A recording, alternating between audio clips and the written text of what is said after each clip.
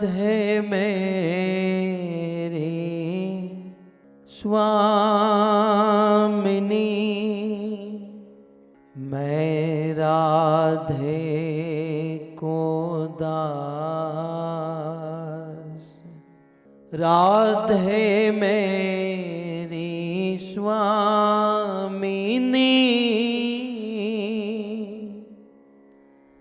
मैं राधे को दास।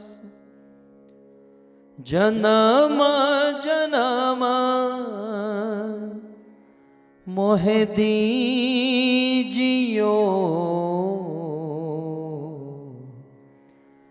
श्री वृंदावन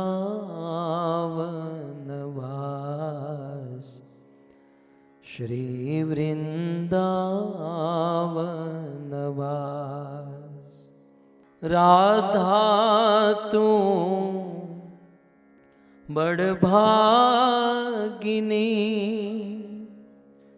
कौन तपस्या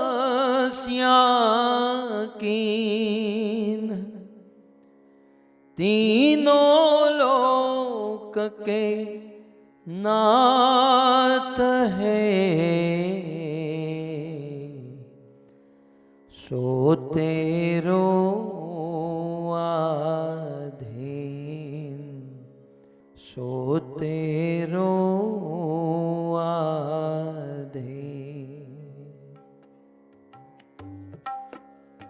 जय राधा माधव कुंज बिहारी, जय राधा माधव कुंज बिहारी, जय राधा माधव कुंज बिहारी, जय राधा माधव कुंज बिहारी, जय राधा माधव कुंज बिहारी, जय राधा माधव कुंज बिहारी, जय राधा माधव कुंज बिहारी, जय राधा माधव कुंज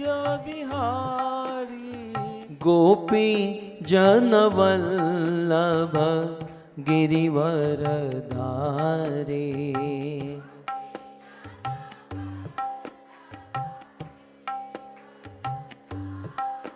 जय राधा माधव कुंज बिहारी,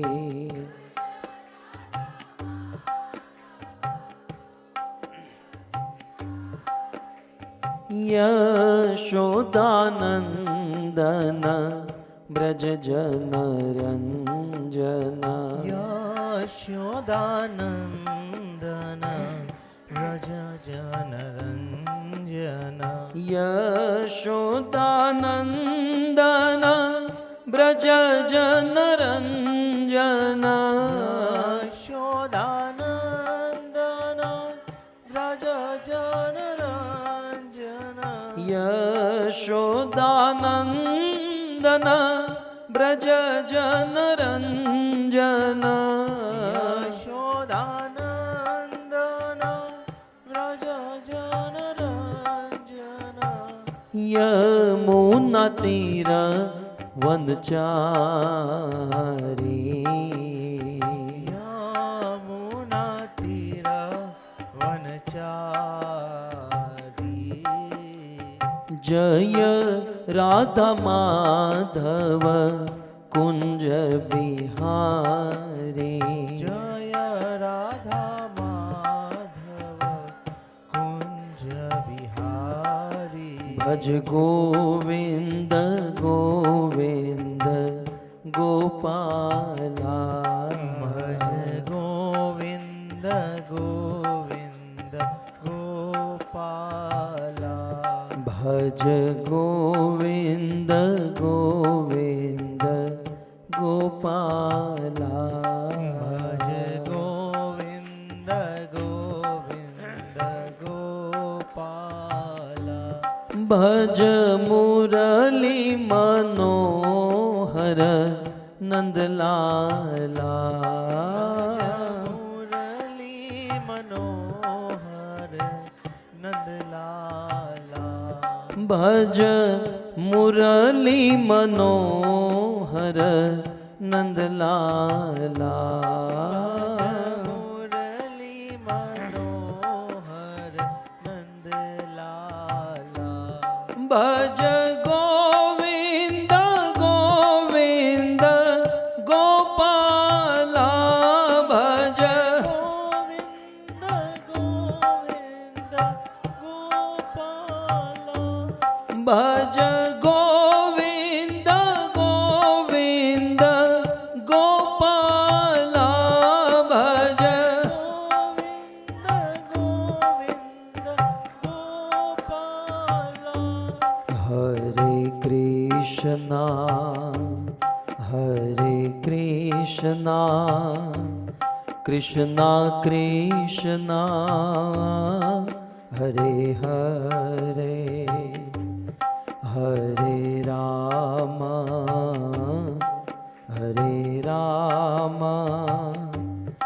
राम राम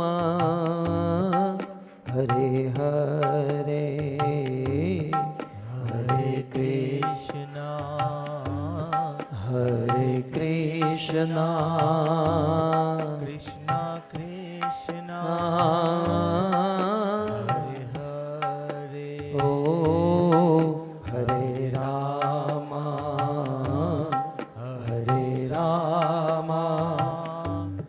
राम राम हरे हरे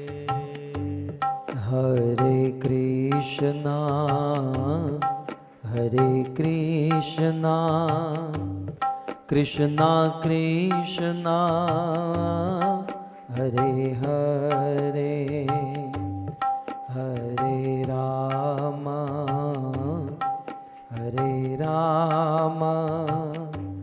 राम राम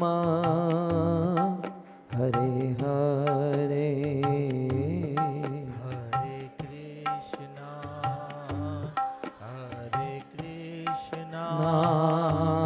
कृष्णा कृष्णा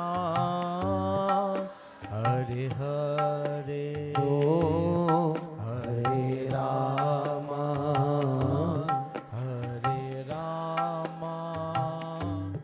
राम राम हरे हरे हरे कृष्णा कृष्णा कृष्णा हरे हरे हरे राम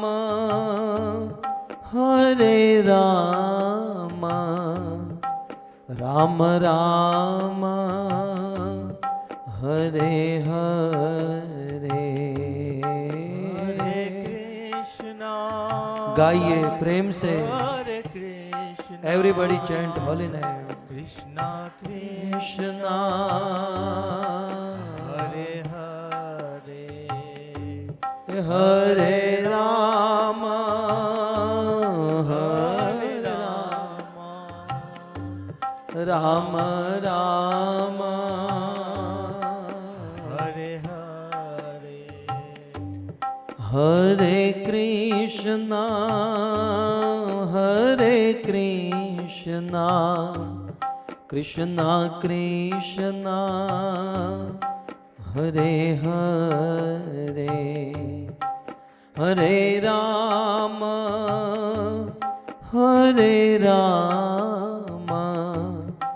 राम राम हरे हरे हरे कृष्णा हरे कृष्णा कृष्णा कृष्णा हरे हरे हरे राम हरे राम राम राम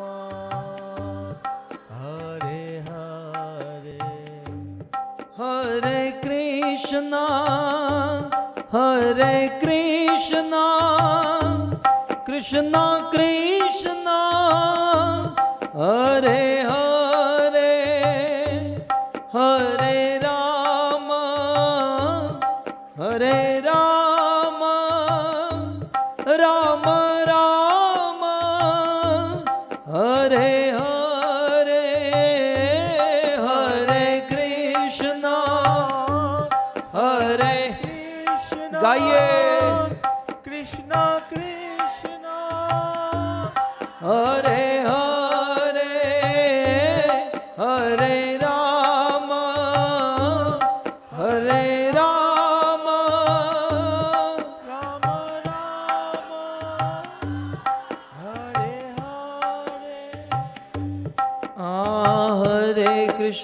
हरे कृष्णा कृष्णा कृष्णा हरे हरे हरे राम राम राम हरे हरे कृष्णा कृष्णा कृष्णा हरे हरे हरे राम राम राम राम हरे हरे हे हरे कृष्णा कृष्णा कृष्णा हरे हरे हरे राम राम हरे हरे हरे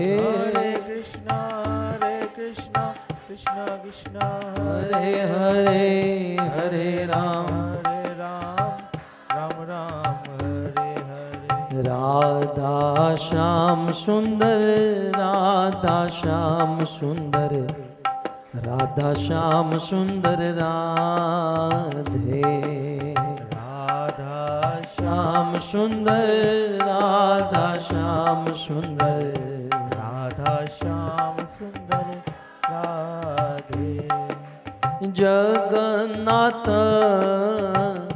जगन्नाथ बलदेव जय सुभद्रा जगन्नाथ जय जगन्नाथ जगन्नाथ बलदेवा जय सुभद्रा हाँ गौर निताय जय गौर निताय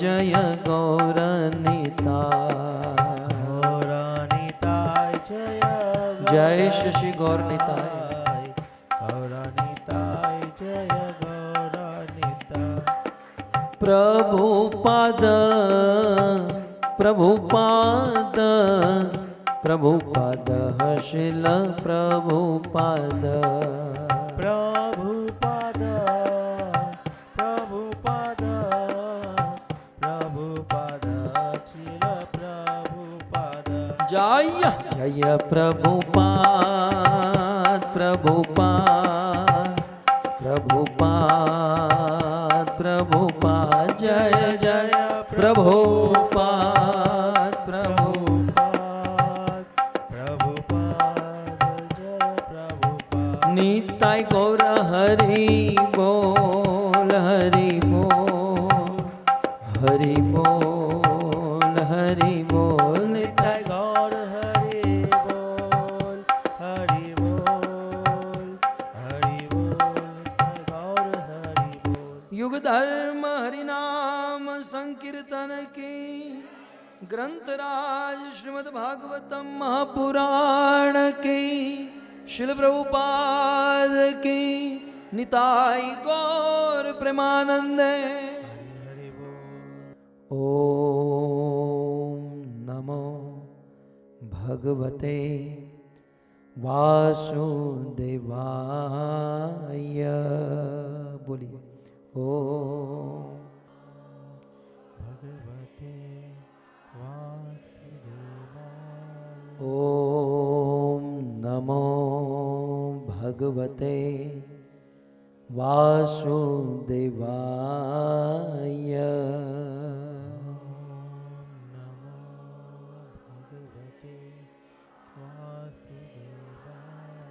ओम नमो भगवते वासुदेवाय नमो भगवते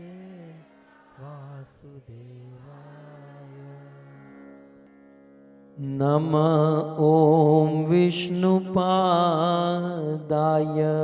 बोलिए, कृष्ण पृष्ठाय भूतले श्रीमते भक्ति वेदांत स्वामी इति नामिने, नमस्ते सारस्वते देवे गौरवाणी प्रचारिणे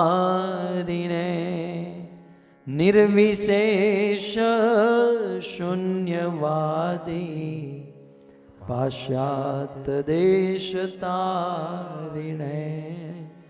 पाश्चात्य देशतारिणे। जगद्गुरु श्रील प्रभुपाद की। उपस्थित भगवत कथा अनुरागी भक्त वृंद, इस सभा को सुशोभित करने वाले अंतर्राष्ट्रीय कृष्ण भावनामृत संघ इस्कॉन के वरिष्ठ भक्तगण, दूर दूर से पधारे हुए अतिथि, मेहमान, महानुभाव एवं आधुनिक विज्ञान, इंटरनेट आदि के माध्यम से इस कथा का श्रवण करने वाले देश विदेश के समस्त श्रोतागण, श्रीमद् भागवत कथा के द्वितीय दिवस में पुनः एक बार आप सब का स्वागत एवं आप सब के चरणों में हमारा प्रणाम। आइए, आज भागवत कथा का द्वितीय दिवस है और मेरे मन में एक बात आ रही है। एक बहुत बड़े विद्वानों की सभा थी और उस सभा में एक प्रश्न हुआ कि अमृत कहाँ पर है, अमृत कहाँ पर है। एक विद्वान ने बहुत सुंदर जवाब दिया, अवधो विधो। ज्यादा सोचने की जरूरत नहीं, क्योंकि अमृत जो है समुद्र में है। देव और दानवों ने समुद्र मंथन किया और समुद्र से अमृत को प्रकट किया। अतः अमृत जो है समुद्र में है। अब किसी शेर के ऊपर सवा शेर तो देखे ही गए हैं। जब इस विद्वान ने साबित किया कि अमृत समुद्र में है, तो किसी विद्वान, उससे भी बड़े विद्वान ने कहा नहीं नहीं, अमृत समुद्र में नहीं है। यदि अमृत समुद्र में होता तो समुद्र खारा क्यों होता? समुद्र सॉल्टी है ना। समुद्र भगवान की विभूति है और चैतन्य महाप्रभु ने समुद्र को महातीर्थ कहा है। हरिदास ठाकुर विमान चढ़ाइया, समुद्र लईला गेल कीर्तन करिया। हरिदासे समुद्र जले स्नान कराइल, और प्रभु कहे समुद्र यही महातीर्थ हैल। चैतन्य महाप्रभु ने दोनों भुजा उठाकर ऐलान किया कि आज मेरे हरिदास ने इस समुद्र में स्नान किया है। ये आज से ये समुद्र कोई साधारण जल नहीं, आज से ये समुद्र महातीर्थ है। और बात भी सत्य है, भारत की अनेकों नदियां, गंगा, यमुना, सरस्वती, कावेरी, अलकनंदा, नर्मदा, आखिर तो समुद्र में जाकर ही मिलती हैं। तो समुद्र महातीर्थ है। हम सब समुद्र के तट पर रहते हैं। कहा कि अमृत समुद्र में है। यदि समुद्र में अमृत होता तो समुद्र खारा क्यों होता, मीठा होता? नहीं नहीं, अमृत समुद्र में नहीं है, अमृत पाताल में है, नागलोक में है। तब किसी विद्वान ने कहा कि अमृत यदि पाताल में होता, सर्पलोक, नागलोक में अमृत होता, तो सर्प में जहर न होता। विष होता है ना सर्प में, पॉइजन होता है ना। अमृत यदि पाताल में होता, सर्पलोक में, तो सर्पों में विष न होता। किसी विद्वान ने कहा कि अमृत न समुद्र में है न पाताल में है, अमृत चंद्रमा में है। भागवत में लिखा है, चंद्रमा अमृत के देवता हैं और चंद्रमा से ही सारी जड़ी बूटियों को पोषण मिलता है, सो अमृत चंद्रमा में है। किसी विद्वान ने कहा, चंद्रमा में यदि अमृत होता तो चंद्रमा में दाग न होता। चंद्रमा में दाग है ना, तो चंद्रमा में भी अमृत नहीं है। किसी विद्वान ने कहा, न समुद्र में अमृत है, न पाताल में अमृत है, न चंद्रमा में अमृत है। अमृत जो है, बता दूं पक्का, अमृत जो है पत्नी की वाणी में है।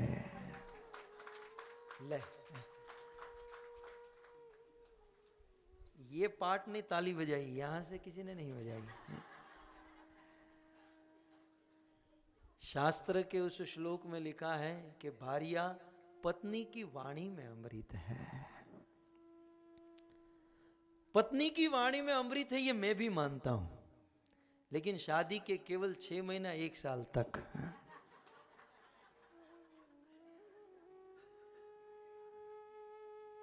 शादी होती है और जब नई नई शादी होती है तो आप पानी मंगाओ तो दूध का गिलास आता है। अजी क्या पिएंगे, अजी क्या खाएंगे, क्या लेंगे, आपके चरण दबा दूं, आपके माथे में तेल डाल दूं। लेकिन जैसे ही शादी का 1 साल समाप्त होता है, सेवा उल्टी हो जाती है। पति पत्नी की सेवा करती है, अब पति पत्नी की करने लगता है। इसलिए किसी विद्वान ने कहा कि यहां तो सब माता जी हैं, पत्नियां तो नहीं है, लेकिन शादी के पहले चंद्रमुखी, शादी के बाद सूर्यमुखी और शादी के 2-3 साल के बाद ज्वालामुखी। ये फटा, ये फटा, ये फटा, फटा, तब तक तो फट जाता है। तो कहते हैं कि अमृत पत्नी की वाणी में है। ये बात सत्य है, पत्नी की वाणी में अमृत है, लेकिन पत्नी मधुर बोले तब। मैत्रेय मुनि कहते हैं, पितृभ्याम प्रस्थिते साध्वी। मां देवहूति के लिए सबसे पहला संबोधन मैत्रेय मुनि ने दिया कि पितृभ्याम, मनु महाराज और शत्रुपा अपनी बेटी देवहूति का विवाह करदम ऋषि के साथ कराकर प्रस्थिते चले गए। तो पितृभ्याम प्रस्थिते वे चले गए, फिर कहते हैं साध्वी। पितृभ्याम प्रस्थिते साध्वी, देवहूति को मैत्रेय मुनि ने साध्वी कहा। तो मानो विदुर जी मैत्रेय मुनि को पूछे कि आप देवहूति को साध्वी कहते हो, साध्वी का मतलब क्या है? हमारे यहां तो क्या समझते हैं, साध्वी का मतलब पति की सेवा छोड़ो, पत्नी की, बच्चों की सेवा छोड़ो, घर बार छोड़कर सफेद साड़ी पहनकर मंदिर में बैठ जाओ, बन गई साध्वी। साध्वी की डेफिनेशन मैत्रेय ऋषि ने भागवत के 3 स्कंद में विदुर जी को कहा, पितृभ्याम प्रस्थिते साध्वी, देवहूति साध्वी है। क्यों? क्योंकि प्रथम गुण देवहूति में कहा, पति अंगित को विदा। साध्वी उसे कहते हैं जो पति के इशारे को समझे, पति के मन की बात को समझकर अपने पति की इच्छा को पूर्ण करे। यह है साध्वी। और इतना ही नहीं, मधुर भाषा बोले। पति बेचारा सुबह घर से बाहर गया है, दुनिया भर की गाली सुनकर परिश्रम करके श्रम करके घर पर आया है, उस समय पत्नी कहे कि बहुत अच्छा हुआ आप आ गए, मैं आप ही की राह देख रही थी, आप बैठिए, आप भोजन कीजिए, आप जल पीजिए। पति की सारी थकावट उतर जाती है। लेकिन यहां तो दृश्य कुछ और ही होता है। मेरे लिए साड़ी लेकर नहीं आए तो टांगे तोड़ दूंगी। खैर, तो मैं तो वेद के उस श्लोक के ऊपर कह रहा था कि अमृत कहां पर है। अमृत समुद्र में नहीं, समुद्र में होता तो खारा क्यों होता। अमृत पाताल में नहीं, तो फिर सांप में विष क्यों होता। अमृत चंद्रमा में नहीं, यदि चंद्रमा में होता तो दाग क्यों होता। अमृत पत्नी की वाणी में, ये आप पतियों को पूछ लीजिएगा। अमृत पत्नी की वाणी में, तो उस विद्वान ने कहा नहीं, अमृत पत्नी की वाणी में भी नहीं। यदि पत्नी की वाणी में अमृत होता तो पति क्यों मरता? पति अमृत हो जाता। सो पत्नी की वाणी में भी अमृत नहीं। अल्टीमेटली अंत में एक भक्त ने बहुत सुंदर बात बताई कि अमृत कहीं नहीं, अमृत कलयुग में केवल एक ही जगह पर है, वो है भगवान राम और कृष्ण के शुद्ध भक्त संतों के मुख में। भक्त के मुख में अमृत है। चैतन्य महाप्रभु ने कहा, भक्त पद जल भक्त भुक्त अवशेष तीन महाबल। अमृत जो है शुद्ध भक्तों की वाणी में, शुद्ध भक्त के मुख में है। अर्थात भगवान कृष्ण के शुद्ध भक्तों के मुख से जो कथा निकले, जो उपदेश निकले, वही है वास्तविक अमृत। आज हमारा परम सौभाग्य है कि ऐसे ही भगवान के शुद्ध भक्त शिल प्रभुपाद के मुख से निकले हुए अमृत का हम आस्वादन कर रहे हैं। और हम एक स्पीकर का काम कर रहे हैं। शिल प्रभुपाद ने, सुखदेव गोस्वामी ने जिस अमृत का आस्वादन किया और कराया, आज हम उस आस्वादन करने का अवसर प्राप्त हुआ है। श्रीमद् भागवत के पंचम स्कंद के 26वें अध्याय में लोकांतर का वर्णन करते हुए श्री सुखदेव गोस्वामी नरक लोक का वर्णन करते हैं। गत सत्र में हमने दो नरक के बारे में सुना, तामस्त्री और अंध तामिस्त्र। तामिस्त्र का अर्थ होता है, तामिस्त्र नरक में वो जाते हैं जो दूसरों के धन का अपहरण कर लेता है, जो दूसरों के बच्चों का अपहरण कर लेता है, दूसरों की पत्नी का अपहरण कर लेता है, वो तामिस्त्र नामक नरक में जाता है। और उस नरक में एक अंधेरा कमरा होता है। यमराज के दूत उसे बड़े मारते हैं, पीटते हैं, उग्र यातना देते हैं। कल हमने इस पर चर्चा कही थी। उसके बाद सुखदेव जी कहते हैं दूसरा नरक है अंध तामिस्त्र। इसमें जो व्यक्ति किसी पुरुष को ठग कर उनकी पत्नी के साथ संभोग करता है, उसे अंध तामिस्त्र नामक नरक में डाला जाता है। सुखदेव जी कहते हैं कि इस नरक में शरीरी यातना यस्य वेदनया नष्ट मति। यमराज के दूत इस नरक में उस पापी को इतना मारते हैं कि उसकी बुद्धि काम करना बंद कर देती है। और इतना ही नहीं, फिर भी मारते जाते हैं। उस अपराधी, उस पापी की दृष्टि, आंखें देखना बंद कर देती हैं। सुखदेव जी दृष्टांत देते हैं, जैसे किसी वृक्ष को आप जड़ से काट दो, उस वृक्ष का फलना फूलना बंद हो जाएगा, उसका खाना पीना बंद हो जाएगा, उनका देखना सोचना बंद हो जाएगा। ठीक उसी प्रकार यमराज के दूत किसी अन्य पुरुष की पत्नी के साथ कोई समागम करते हैं, उस अपराधी को, उस पापी को इतना मारते हैं, इतना पीटते हैं कि उनकी मति या उनकी दृष्टि देखना बंद कर देती है। तो ये दो नरक के विषय में हमने कल चर्चा कही थी, तामिस्त्र और अंध तामिस्त्र। आइए आज सुखदेव जी और एक नरक की बात कर रहे हैं। यतो इहवा एतदहम इति मम इदम इति। सुखदेव गोस्वामी कहते हैं, परीक्षित, इस संसार में जो मनुष्य इस शरीर को मैं मानता है वो नरक में जाता है। शरीर को मैं मानना भी एक पाप है। भगवत गीता में कृष्ण ने प्रथम उपदेश अर्जुन को यही दिया, अर्जुन अर्जुन हम ये शरीर नहीं, हम आत्मा है।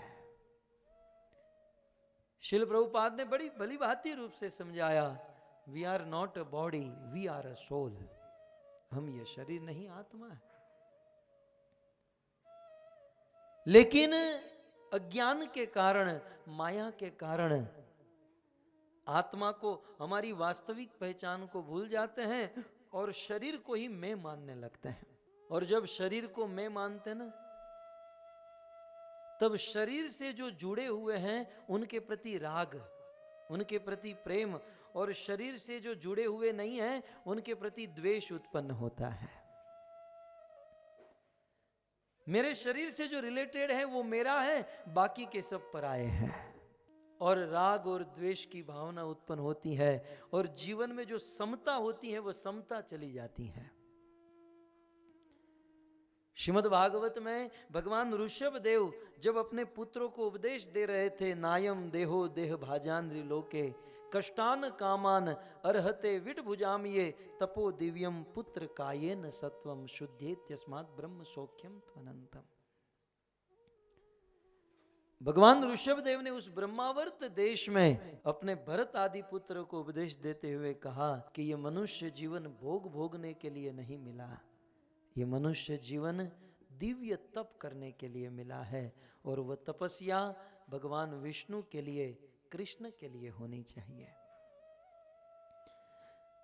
जब राम कृष्ण विष्णु की भक्ति करेंगे तो शुद्ध्येत सत्वम शुद्धति, हमारा चित्त, हमारा हृदय शुद्ध होगा, और जब हृदय शुद्ध होगा तो ब्रह्म सौख्यम त्वनंतम, ब्रह्मानंद का आनंद, जिस सुख को हम और आप रात दिन खोज रहे हैं वो वास्तविक अनवद्य खाटी सुख प्राप्त हो जाएगा।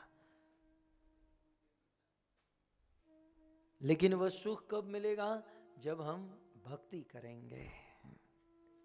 यहां तक उन्होंने कह दिया कि एवं मनः कर्म वशम प्रयुक्ते अविद्या आत्मनि उपदीय माने प्रीति न यावत मई वासुदेवे न मुच्यते देह योगे न तावत। भगवान ऋषभदेव कहते हैं कि हे मेरे प्रिय पुत्रों, यावत मई वासुदेवे प्रीति न जायते, जब तक मुझ वासुदेव कृष्ण में प्रेम नहीं होगा तावत, तब तक इदम देह न मुच्यते, इस देह का, इस आत्मा का उद्धार नहीं होगा।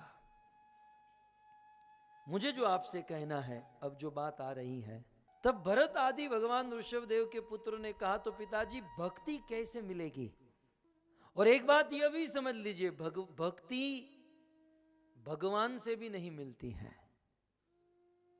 भगवान आपको रूप दे सकते हैं, धन दे सकते हैं, कुछ वस्तु दे सकते हैं, भक्ति नहीं दे सकते। भगवान ऋषभदेव को पूछा गया भक्ति कैसे मिलेगी? तब भगवान ऋषभदेव कहते हैं महत् सेवा। किसी भगवान कृष्ण के शुद्ध भक्त की सेवा करने से, महात्मा की सेवा करने से भक्ति मिलेगी। और भक्ति नहीं, महत् सेवा द्वार आहु विमुक्ते, किसी महात्मा की सेवा करोगे तो मुक्ति का द्वार खुल जाएगा।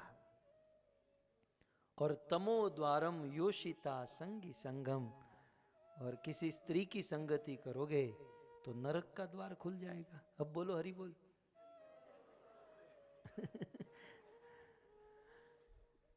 महात्मा की संगति वैकुंठ का द्वार खोल देती है, और किसी आसक्त अटैच्ड व्यक्ति की संगति नरक का द्वार खोल देती है।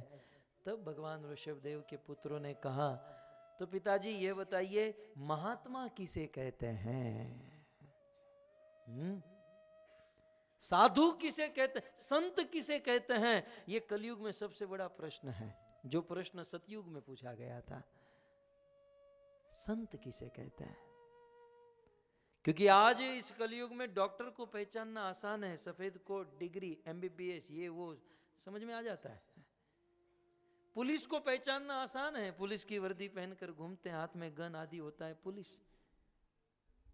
आज के युग में डॉक्टर को पहचानना, पुलिस को पहचानना, लॉयर को पहचानना, इंजीनियर को पहचानना आसान है, लेकिन साधु को पहचानना बड़ा मुश्किल है। आजकल कलयुग में पाखंडी लोग साधुओं के वस्त्र पहनकर दुनिया को लूट रहे हैं।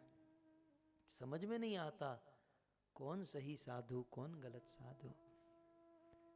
इसलिए पूछा भगवान ऋषभदेव को, कह साधु, साधु किसे कहते हैं? मुझे आपको सब कुछ नहीं बताना है, आप सब जानते ही हैं, लेकिन साधु की प्रथम गुण बताते हुए भगवान ऋषभदेव ने कहा कि महान तस्ते, महान वो है, महात्मा वो है, साधु वो है समचित्ता, जिसका चित्त सभी के प्रति सम है।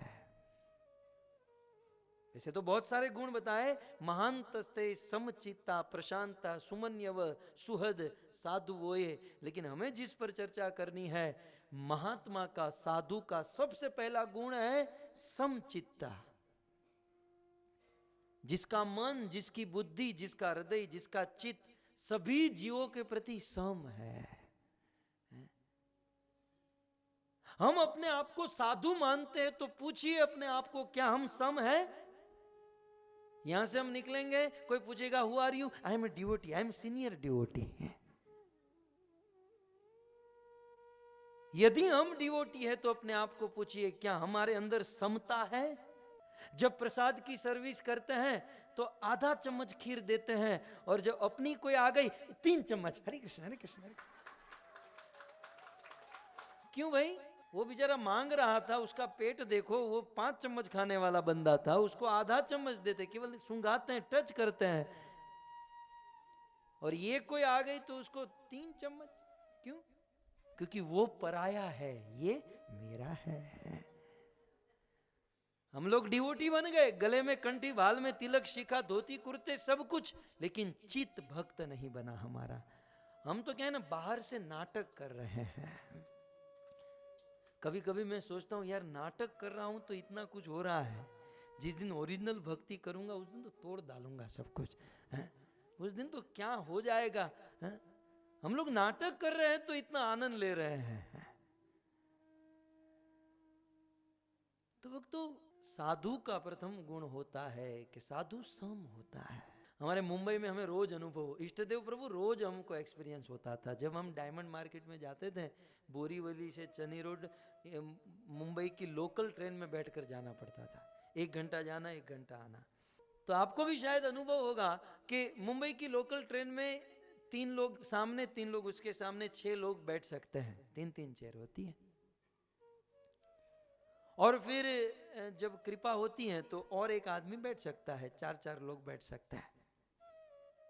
कभी कभी कोई ग्रुप पूरा साथ में होता है, ट्रेन में चढ़ता है, हुडू डुडू डुडू करके, जहां 6 लोग बैठ सकते हैं वहां 12 बैठ जाते हैं। तुरंत 1 सेकंड में सब सेट हो जाए, तू मेरे गोद में, तू यहाँ, तू यहाँ, तू यहाँ, यहाँ करके सब सेट हो जाता है। 6 जन की सीट पे 12 लोग। और दूसरे दिन जब ये 12 लोग साथ में नहीं होते, अलग अलग होते हैं, और 3 यहाँ 3 यहाँ, 6 लोग बैठे होते हैं, और 7वां आदमी कहता है कि जरा अंदर बैठो, मुझे बैठने की थोड़ी जगह कर दो। तो वो 3 लोग 6 लोग ऐसे हिलेंगे, ऐसे ऐसे करेंगे, जगह नहीं देंगे। वो 2-3 बार कहता है जरा अंदर बैठो, थोड़े सर को, तो हिलेंगे, जगह नहीं देंगे। क्यों? कल तो 12 बैठ गए और आज 7वां आदमी बैठने में प्रॉब्लम। क्यों? क्योंकि कल जो थे वो मेरे थे, और तू जो है वो पराया है। कथा में भी नहीं होता है कि जो कथा में देरी से आता है कहते हैं पीछे बैठो, पीछे बैठो, पीछे बैठो, और जो अपनी सखी होती हैं ऐसे सब लोग साइड में हो जाए, यहां बैठ जाओ। हाँ? अभी अभी कोई आकर बैठा ना। क्यों? क्योंकि ये मेरी है और वो पराई है। एक बात समझ लीजिए, जो ऐसी भावना रखते हैं ना वो भी नरक में जाते हैं। और वो कैसे नरक में जाते हैं अभी बात आ रही है। सुखदेव गोस्वामी कहते हैं कि यह तू इहवा एतत् अहम इति मम इदम इति। जब कोई व्यक्ति शरीर को मैं मानने लगता है और मेरे और पराये की भावना आने लगती है, चित्त विषम हो जाता है, तो उस समय संसार के कुछ जीवों के प्रति राग और कुछ जीवों के प्रति द्वेष उत्पन्न होता है। और केवल जो अपने शरीर से जुड़े हुए लोग हैं उन्हीं को हेल्प करता है, उन्हीं का भरण पोषण करता है, और शरीर से जो जुड़े हुए नहीं हैं उससे द्रोह करता है। ऐसा व्यक्ति मरने के बाद सविहाय स्वयं एव तत् अशुभेन रौरवे निपतितः, वह रौरव नरक में जाता है या जाती है। जो अहम ममता की भावना रखता है, ये मेरा ये पराया, वह व्यक्ति रौरव नरक में जाता है। चैतन्य महाप्रभु ने भी कहा ना, चारी वर्णाश्रमी यदि कृष्ण नाही भजे, सहित पापी रौरव पड़े मजे। रौरव नरक को प्राप्त होता है जिसका चित्त विषम होता है। आगे सुखदेव गोस्वामी कहते हैं, इह ते जंतव यथा एव अमुना विहसिता परत्र यम यातनाम उपगतम। इस नरक को रौरव नरक क्यों कहते हैं? देखिएगा, ध्यान से सुनिएगा। इस रौरव नरक का नाम रौरव क्यों पड़ा? कहते हैं इस नरक में उस पापी को, अपराधी को लेकर जाते हैं, और जिसको कम खीर मिली थी वो उस नरक में राह देखकर बैठी होती है या बैठा होता है। ऐसा लिखा है कि जिनके प्रति हमने द्वेष किया है, रुरुवह भूतवा, वो रुरु नाम का एक प्राणी बनकर वहां पर बैठा होता है। जिनसे हमने द्वेष किया है, जिसको हमने जगह नहीं दी, जिसको हमने गाली दी या गलत व्यवहार किया, वो रुरु भूतवा उस नरक में रुरु बनकर बैठा है। अब रुरु क्या है? सुखदेव जी कहते हैं, रुरु इति सर्पात अति क्रूर सत्वस्य अपदेशः। रुरु एक प्राणी होता है, कहते हैं सर्पात, वो सांप जैसा होता है। तो जिससे हम इस जीवन में द्वेष करते हैं, वो रौरव नरक में सांप बनकर हमारी राह देखकर बैठा है कि कब आएगा। और रौरव नरक में हम जाते हैं और वह सर्प जैसा बना हुआ वह प्राणी बहुत डंक मारता है, वो सताता है, दर्द देता है।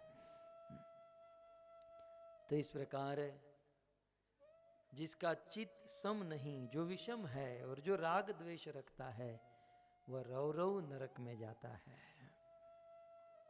सुखदेव गोस्वामी और एक नरक की बात कर रहे हैं, महारौरव। रौरव नरक अलग है, महारौरव अलग है। कहते हैं, एवं एव महारौरव यह केवलम देहम भरह। जो मात्र अपने शरीर का भरण पोषण करता है। मनुष्य जीवन मिला है भजन करने के लिए, फिर भी जीवन चलाने के लिए, टिकाने के लिए अपने शरीर का भरण पोषण करने की आवश्यकता है। लेकिन जो मात्र अपने शरीर का भरण पोषण करता है और अपने शरीर का भरण पोषण करने के लिए दूसरे जीव को काटता है, मारता है, दूसरे जीव जंतु का वध करता है, वह व्यक्ति महारौरव नाम के नरक में जाता है। और उस महारौरव नरक में रुरु नाम के पशु जो कच्चा मांस खाते हैं, उस व्यक्ति को उस नरक में डाला जाता है और उसका कच्चा मांस वह पशु खाते हैं।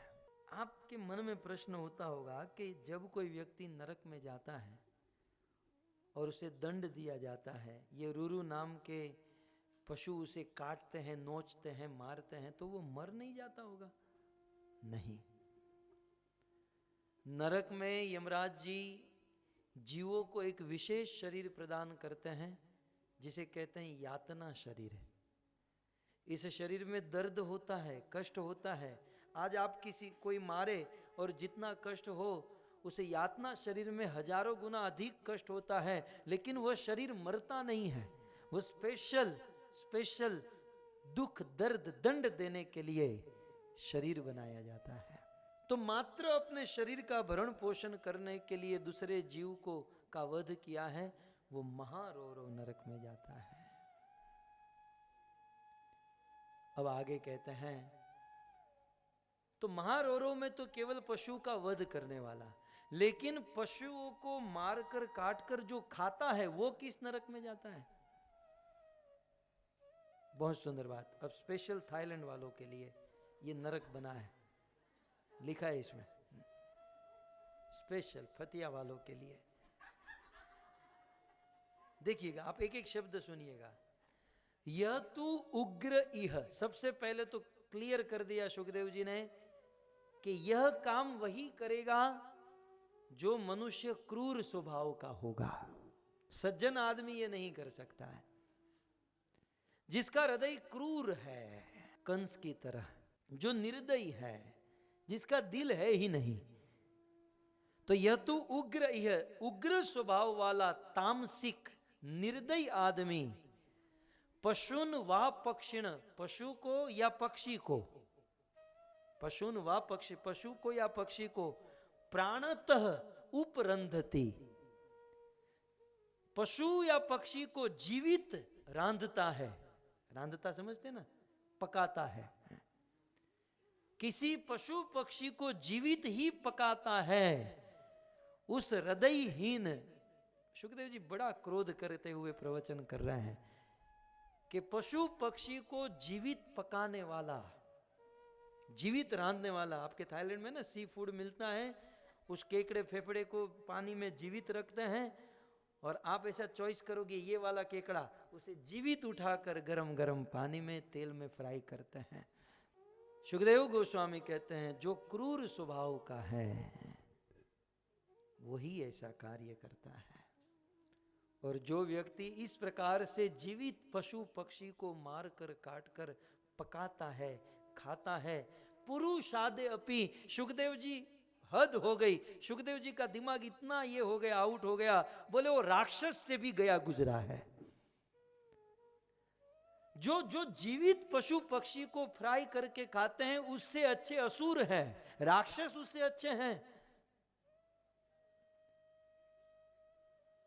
वो दिखने में मनुष्य हैं लेकिन मनुष्य रूपेण मृगार चरंती, मनुष्य के रूप में वो असुरों से भी गए गुजरे हैं। और ऐसे विगर्हितम, ऐसा गर्हित कर्म करने वाले यम अनुचरा, यमराज के दूत ऐसे पापी को कुंभी पाके, कुंभी पाक नाम के नरक में लेकर जाते हैं। कहां लेकर जाते हैं? याद रख लीजिए, जहां जाना है एड्रेस याद होना चाहिए ना। हम लोग को यहाँ आना था तो हमने याद नहीं किया आपका एड्रेस, फटिया में जाना है, यहाँ जाना है। अब जहां जाना होता है उसका एड्रेस कुंभी पाक। जो जीवित पशु पक्षी को पकाकर खाता है, सुखदेव गोस्वामी कहते हैं परीक्षित, यम अनुचरा कुंभी पाके उपरंध्यति। यमराज के दूत कुंभी पाक नरक में लेकर, ये नरक कैसा है? ये नरक थाईलैंड जितना बड़ा है, बहुत बड़ा नरक है। ये एक डिपार्टमेंट है कुंभी पाक। और इस नरक में बहुत बड़ी कढ़ाई होती है, एक नहीं बहुत सारी कढ़ाई होती है। कढ़ाई समझते हैं? अभी जो ये भजिया तल रहे थे ना, ऐसे बहुत बड़ी कढ़ाई होती है और उस कढ़ाई में बहुत, इसमें लिखा है कुंभी पाके तप्त तेल है। उस कढ़ाई में बहुत सारा तेल होता है, ऑयल, और उस तेल को हाई टेम्परेचर पर गर्म किया जाता है। वो तेल खोलता है, जैसे माताएं पूड़ी तलने के लिए पहले तेल को गर्म करती हैं, फिर जब तेल खोलने लगता है तब पूड़ी डालती हैं, वैसे कुंभीपाक नरक में बहुत बड़ी कढ़ाई होती है, वो हाई टेम्परेचर से गर्म करते हैं। और यहाँ पर फतिया के आदमी ने जिस प्रकार, संसार के मनुष्य ने जिस प्रकार से किसी पशु पक्षी को फ्राई करके खाया है, उसी प्रकार से उस आदमी को उठाकर गरम गरम खोलते हुए तेल में डाला जाता है। खोलते हुए तेल में 10-10 यमराज के दूत उसे उठाते हैं क्योंकि ये छटपटाता, ये दौड़ता है, दूसरे जीव को देखता है ना कि अभी मुझे भी गरम गरम तेल में डालेंगे, ये दौड़ता है। यमराज के 10-10 दूत उसे पकड़ कर रखते हैं और जबरदस्ती गरम गरम खोलते हुए तेल में लेकर जाते हैं। ये चिल्लाता है, मुझे छोड़ दीजिए, अब मैं ऐसा नहीं करूंगा। यमराज के दूत बड़ी यातना देते हैं और उस समय यदि भजन किया होगा तब तो काम में आएगा कि नहीं हमने भजन किया था, लेकिन भजन नहीं किया है तो यमराज के दूत बड़ा दंड देते हैं। 10-10 यमराज के दूत उस एक पापी को उठाकर गरम गरम खोलते तेल के पास लेकर जाते हैं। ये चिल्लाता है, मुझे छोड़ दो, अब मैं ऐसा नहीं करूंगा। यमराज के दूत और मारते हैं। मनुष्य जीवन मिला था, विशेष बुद्धि मिली थी, वेद शास्त्र गीता भागवत जैसे सदग्रंथ मिले थे, लेकिन फिर भी न उसे पढ़ा न जीवन में उतारा। दंड भोगतो। और गरम गरम खोलते हुए तेल में उस पापी को डाला जाता है। किसको?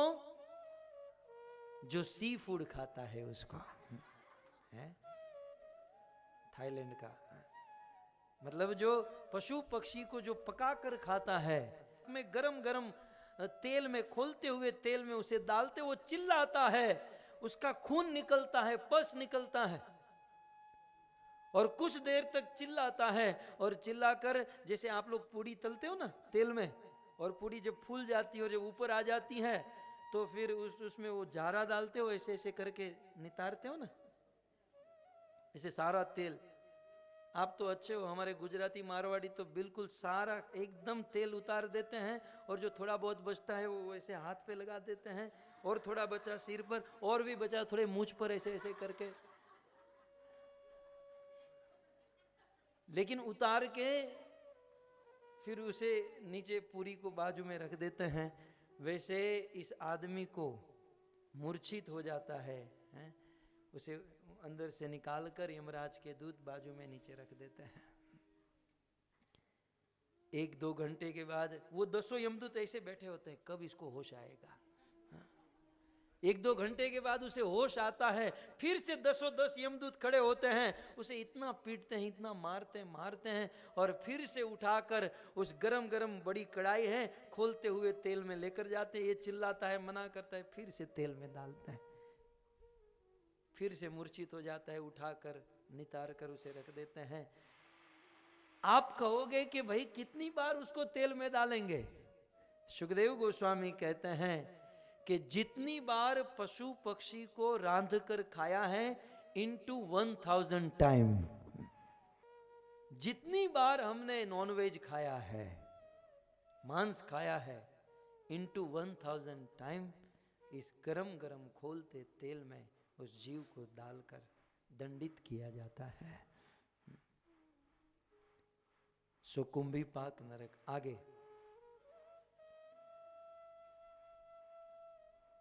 आगे सुखदेव गोस्वामी कहते हैं, यतु इह पितृ विप्र, जो व्यक्ति पितृ अपने माता पिता से द्रोह करता है, और ब्रह्मद्रिक, और जो व्यक्ति अपने गुरु से द्रोह करता है, और विप्र, जो व्यक्ति ब्राह्मणों से द्रोह करता है। 3 चीज है, माँ बाप, ब्राह्मण और गुरु। इन तीनों से जो द्रोह करता है उस व्यक्ति को ताम्रमयी नामक वन नरक में डाला जाता है। कौन से नरक में? ताम्रमयी। भयंकर नरक है। इस ताम्रमयी नरक की यातना भयंकर है, लेकिन इस नरक में वो जाता है जो माँ बाप से द्रोह करता है। किसी भी व्यक्ति को चाहिए अपने माँ बाप से प्रेम करें, किसी भी व्यक्ति को चाहिए अपने माँ बाप की सेवा करें। माँ बाप की सेवा नहीं करने वाला, माँ बाप से द्रोह करने वाला नरक में जाता है, भयंकर ताम्रमयी नरक में जाता है। पहले तो नरक का बता दूं, फिर फिलोसॉफी बताऊं। इस नरक में क्या होता है? अयुत योजन परिमंडले। एक तो ये नरक जो है 10,000 योजन का है। ये केवल एक नरक, क्योंकि इसमें ज्यादा लोगों की संख्या है। 10,000 योजन का ये नरक है। और ये नरक, पूरा नरक तांबे से बना हुआ है। और ऊपर से सूर्य की गर्मी, नीचे से अग्नि की गर्मी। वो तांबा जो है ना बहुत गर्म होता है। वो तांबा जब गर्म होता है तो उसका रंग बदल जाता है।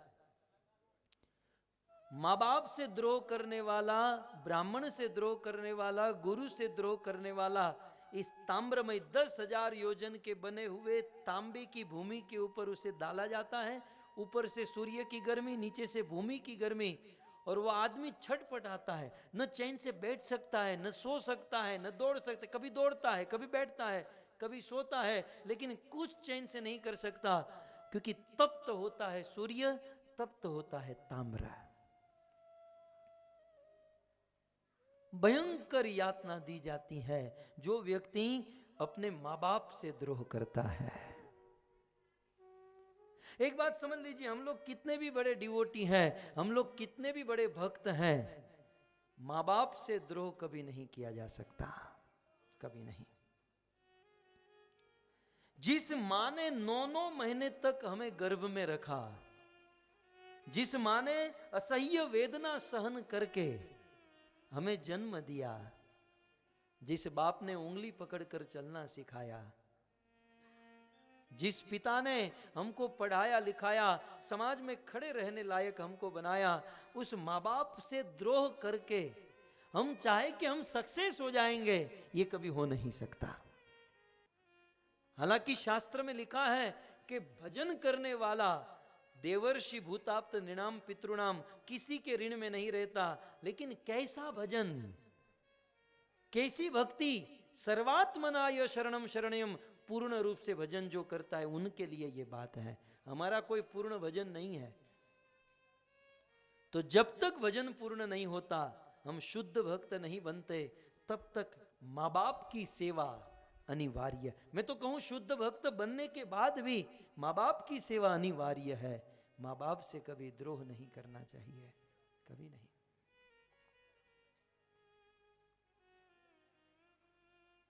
और जहां माँ बाप की सेवा नहीं होती, सास ससुर की सेवा नहीं होती, वहां भगवान कभी नहीं आते, कभी नहीं आते।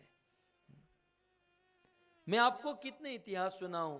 पितामह भीष्म ने अपने पिता शांतनु को प्रसन्न क्या किया? इच्छा मृत्यु का वरदान पा गए। कई बार कुछ लोग कहते हैं नहीं, हम हमारे माँ बाप की सेवा करें, लेकिन हमारे माता पिता डिवोटी नहीं है, और तू बहुत बड़ा डिवोटी हो गया है क्या? ना, हमारे माँ बाप 16 राउंड नहीं करते हैं, और तेरे 16 राउंड मैं जानता हूं कैसे हैं। माँ बाप डिवोटी हो या न हो, वो चैंटिंग करे या न करे, माँ बाप होते हैं। उनकी सेवा करना प्रत्येक संतानों का धर्म होता है। नहीं तो सोचिए, शांतनु महाराज कौन से बड़े डिवोटी थे?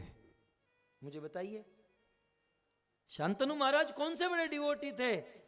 लेकिन हृदय प्रसन्न हो गया अपने पुत्र के ऊपर, ऐसा वरदान दे दिया, बेटा जब तक तेरी इच्छा न हो तब तक मौत तेरे जीवन में नहीं आएगी। इच्छा मृत्यु का वरदान। माँ बाप यदि प्रसन्न हो और दिल से, हृदय से यदि आशीर्वाद दे, तो उनके संतान सदैव सफलता के शिखर पर राज करेंगे। और दूसरी बात, माँ बाप के दिल को दुभाकर आप चाहे कितना भी धन संपत्ति एकत्रित कर लो, जीवन में सुख और शांति कभी नहीं मिलेगी। थोड़ी गरीबी भोगत लीजिएगा, थोड़ा सेक्रीफाइस कर लीजिएगा, लेकिन माँ बाप को प्रसन्न रखिएगा, ईश्वर मिल जाएंगे आपको। हमारे महाराष्ट्र में पुंडरीक की कथा है ना, माँ बाप की सेवा कर रहा था, कृष्ण उनके सामने प्रकट हो गए, ये सेवा में बिजी। कृष्ण ने कहा अरे आसन तो दे। इसने कहा मैं माँ बाप की सेवा कर रहा हूं, थोड़ी देर खड़े रहो।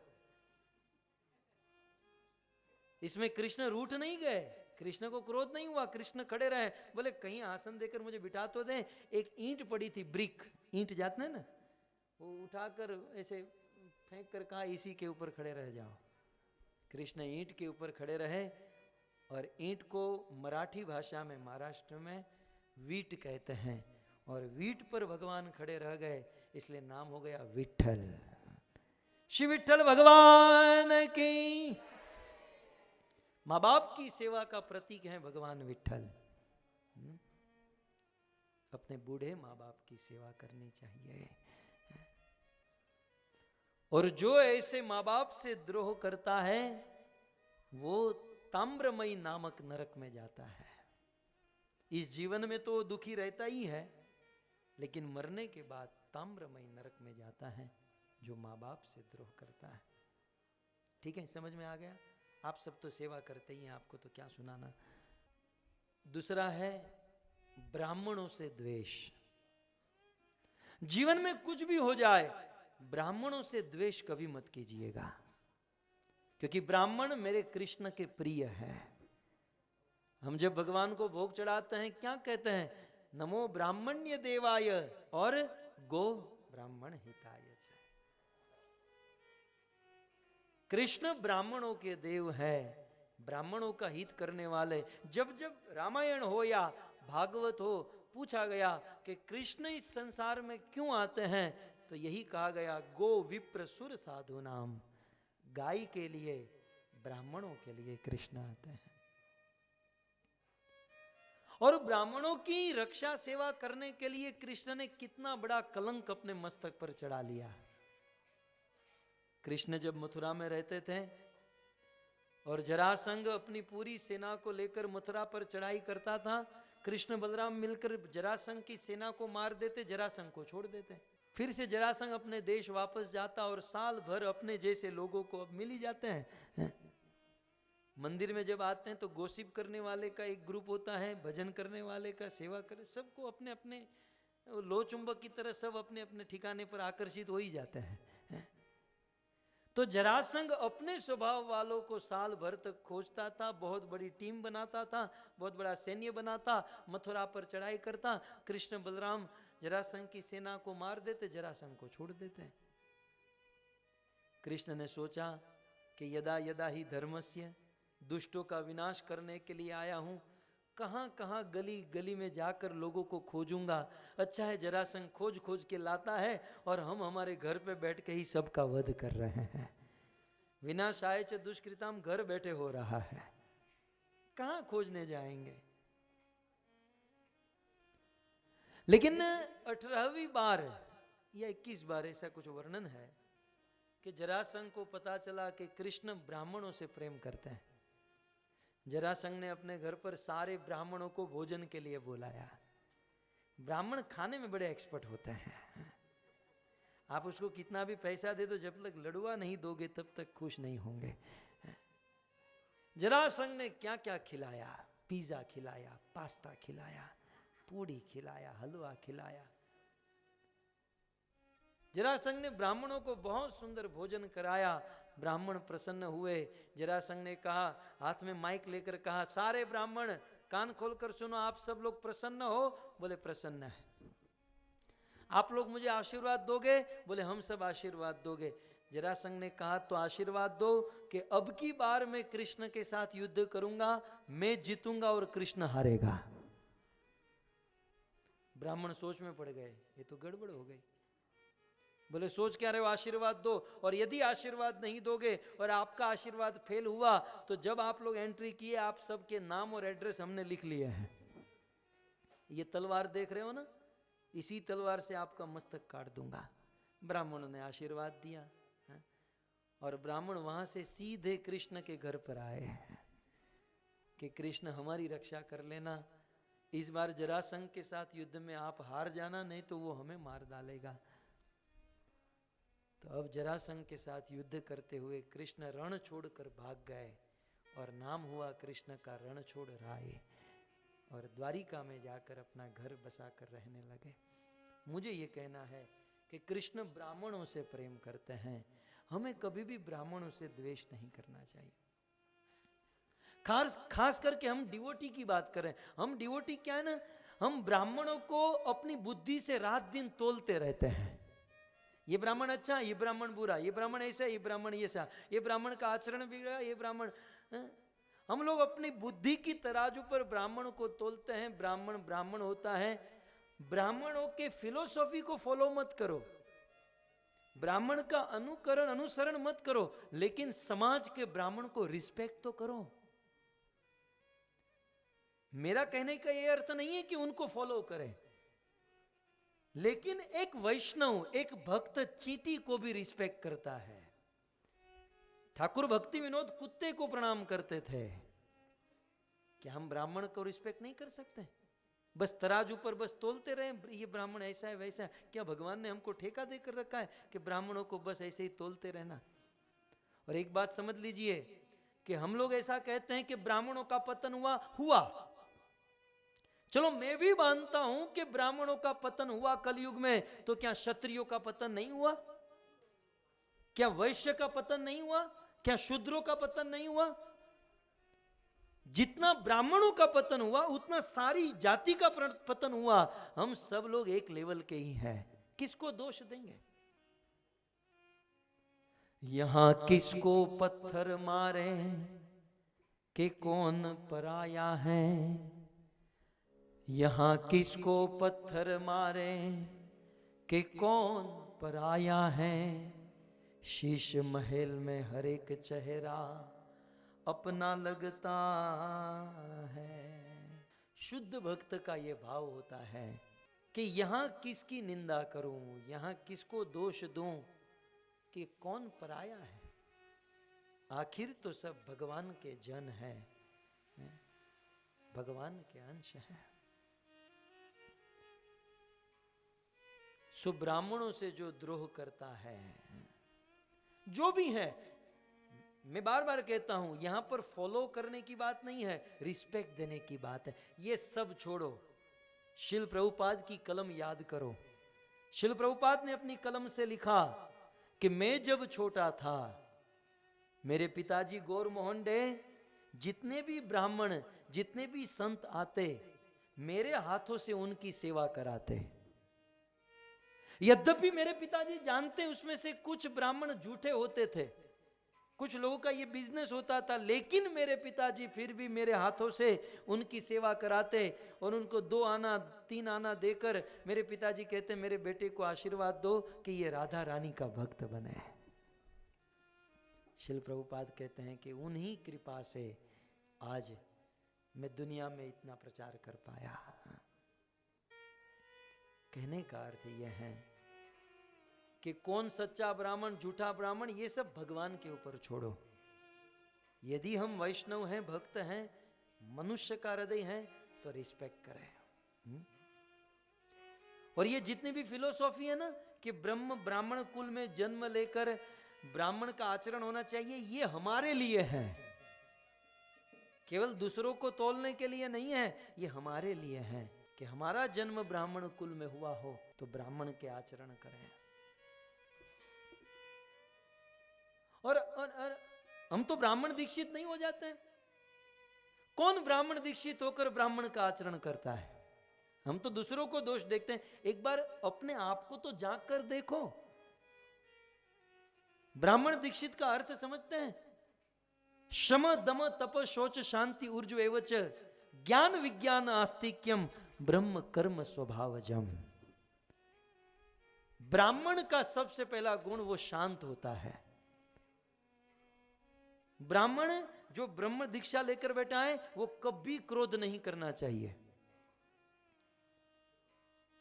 संसार की वस्तु में उनकी आसक्ति नहीं होनी चाहिए। ब्राह्मण कभी झूठ नहीं बोलता है। पहले अपने आप को अपने गिरबान में झांक कर देखो कितना दोष भरा पड़ा है, और हम दूसरों संसार के ब्राह्मणों को नापते तोलते रहते हैं। उसे फॉलो मत करो, उनकी फिलोसॉफी से कोई मतलब नहीं, लेकिन जो ब्राह्मण है उनका आदर करो। देवराज इंद्र ब्राह्मण का रूप लेकर अर्जुन की रक्षा करने के लिए कर्ण के पास गया। कर्ण ने स्वागत किया, बोले मैं ब्राह्मणों की सेवा करने वाला, हे ब्राह्मण देवता आप मेरे द्वार पर आए, आपको क्या चाहिए? तो उसने कहा कि कर्ण आपके कवच और कुंडल मुझे चाहिए। महाभारत का प्रसंग है। उस समय कर्ण ने कहा, क्या मैं नहीं जानता हूं कि तुम ब्राह्मण नहीं हो? कर्ण ने कहा, तुम ब्राह्मण नहीं हो, मैं ये भी जानता हूं कि तुम इंद्र हो और अर्जुन का पक्ष लेकर मेरे पास आए हो। लेकिन ये कर्ण ब्राह्मण का तो आदर करता है, ब्राह्मण के ड्रेस का भी आदर करता है। और आप ब्राह्मण का वस्त्र पहनकर आए हो और मुझसे कवच मांग रहे हो, ये कवच लेकर जाओ। ये होता है रिस्पेक्ट। तो सुखदेव गोस्वामी कहते हैं, जो ब्राह्मणों से द्वेष करता है वो ताम्रमयी नरक में जाता है, माँ बाप से द्वेष करता है वो ताम्रमयी नरक में जाता है, और जो गुरु से द्वेष करता है वो ताम्रमयी नरक में जाता है। जीवन में कुछ भी हो जाए, अपने गुरु से द्वेष नहीं करना चाहिए। कभी भी अपने गुरु से द्वेष ना करें। पद्म पुराण में लिखा, गुरुषु नरमति वा नारकी स। गुरु में जब नरमति हो जाती है तब हम उसमें द्वेष करने लगते हैं। और इसलिए गुरु से बहुत निकट भी नहीं रहना चाहिए। हम सब एक ही नाव के मुसाफिर हैं। मैं आपको कहूं कि गुरु से ज्यादा नजदीक भी मत रहो, गुरु से ज्यादा दूर भी मत रहो। यदि गुरु से दूर रहेंगे तो गुरु को पहचान नहीं पाएंगे, और गुरु से बहुत निकट रहेंगे तो गुरु में नर बुद्धि कर देंगे, और फिर गुरु में दोष देखना शुरू कर देंगे, और आखिर नरक का मार्ग प्रशस्त कर लेंगे। गुरु से एक डिस्टेंस बनाकर रखो। और भक्तों, गुरु से द्वेष कैसे हो सकता है, मैं तो आज तक नहीं समझ पाया। लेकिन फिर भी कुछ लोग गुरु से द्वेष। गुरु भगवान का स्वरूप होता है। कविराज गोस्वामी चैतन्य चरितामृत में लिखते हैं कि यदि मोर गुरु है चैतन्य दास। यद्यपि मेरे गुरु अपने आप को भगवान का दास मानते हैं, उसके नाम के पीछे दास लिखा, और वो अपने आप को दास मानते हैं। यदि मोर गुरु है चैतन्य दास, ताथापि जानिय आमी ताहार प्रकाश। वो भले अपने आप को दास समझे, लेकिन मेरे लिए तो मेरे गुरु साक्षात भगवान है। और जब इतना विश्वास, इतनी श्रद्धा होगी, तब गुरु में हम अपराध नहीं करेंगे, द्वेष नहीं करेंगे। गुरु का अर्थ होता है बड़ा, लघु माने छोटा। गुरु सभी मायने में बड़ा होता है।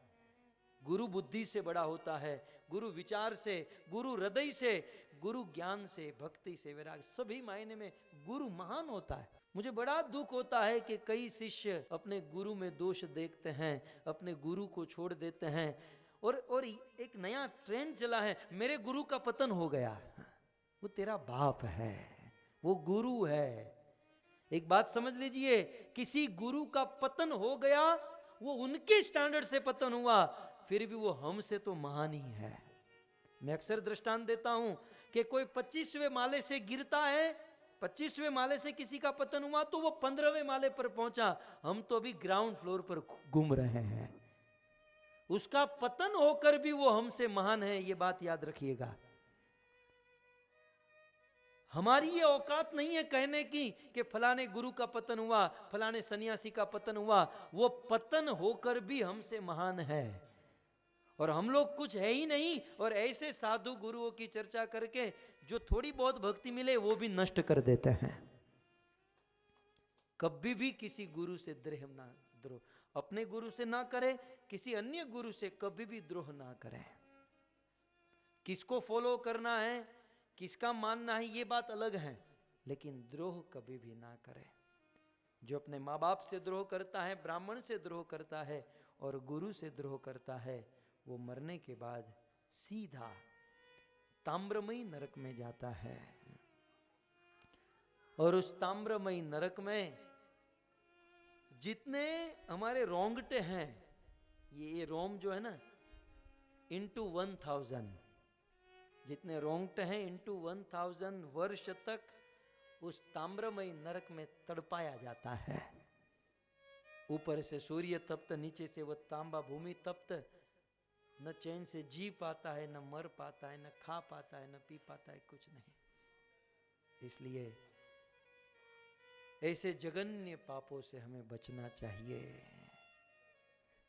परीक्षित महाराज ने पूछा, सुखदेव जी पापों का और नरकों का तो आपने बहुत वर्णन किया, लेकिन यदि किसी ने जाने अनजाने में ऐसा पाप कर दिया है, ऐसा द्रोह कर दिया है, मांस खा लिया है, माँ बाप के साथ द्रोह कर लिया है, और ऐसे व्यक्ति को नरक में जाने से बचना है, तो कोई उपाय? एक बात यहां पर समझ लीजिएगा कि ये प्रश्न महाराज परीक्षित अपने लिए नहीं पूछ रहे हैं, क्योंकि महाराज परीक्षित को सर्टिफिकेट मिला हुआ है सुखदेव गोस्वामी का कि परीक्षित 7 दिन तुम कथा सुनो, और मैं वादा करता हूं कि 7वें दिन तक्षक नाग आए उसके पहले भगवान के पार्षद आएंगे, विमान में बिठाकर तुम्हें वैकुंठ लेकर चले जाएंगे। सुखदेव के लिए तो वैकुंठ फिक्स था, परीक्षित तो वैकुंठ में ही जाने वाले थे। परंतु परीक्षित महाराज का यह प्रश्न संसार के बद्ध जीवों के लिए, श्रील प्रभुपाद कहते हैं कि यही है प्रीचिंग करने का बेनिफिट। जब आदमी प्रीचिंग करता है, प्रचार करता है, तो वो बहुत पढ़ता है, सुनता है, बोलता है, और इसका प्रभाव कहीं ना कहीं हमारे चित्त के ऊपर हो जाता है। और कोई सुधरे या ना सुधरे, बोलने वाला तो सुधर जाता है।